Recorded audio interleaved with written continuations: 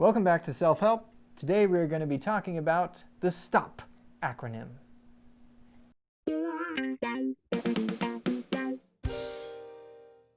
Stop. STOPP. Let's say it a couple times. STOPP. Stop. Yeah, there's two P's. STOPP.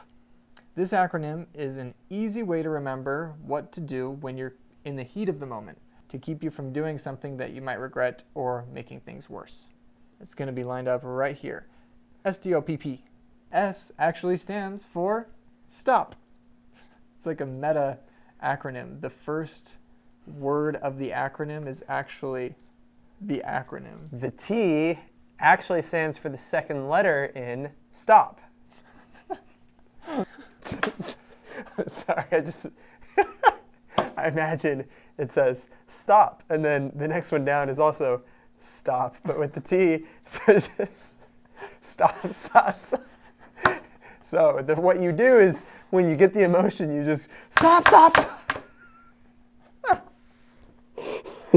And that's the video. No, that's okay. As funny as it is. That is the first letter. Stop. Okay. You pause for a moment. You pause for a moment just long enough to do the T-O-P-P. Okay? So you're stopped, which means the next letter, T, is take a breath. Does it go ahead as well? Yeah. Okay. There you go. You take a breath.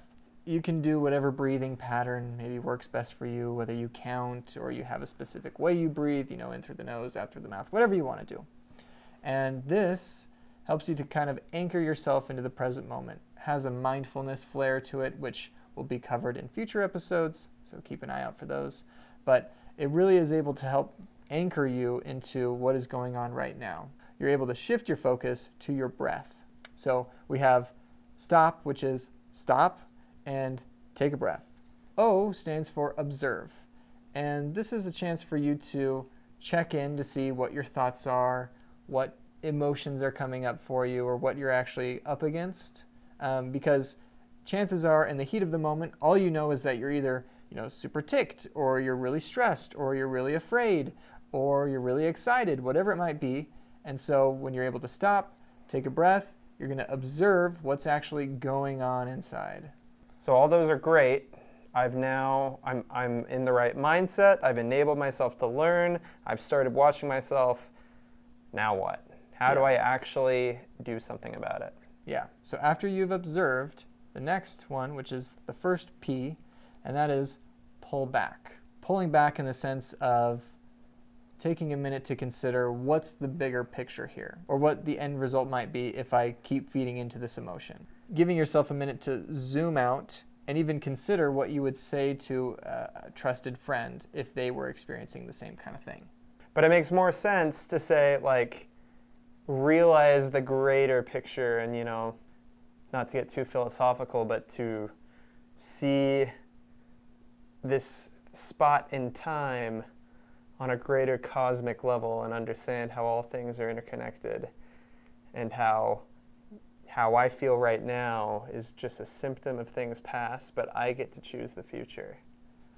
Wow. My third eye is showing. There's one question I feel is important to ask when you're pulling back, and that is, how important will this be in 6 months or a year? And if you're able to answer well, it's not going to be that important. It's not that big of an issue. Even sometimes, for me, it's tomorrow.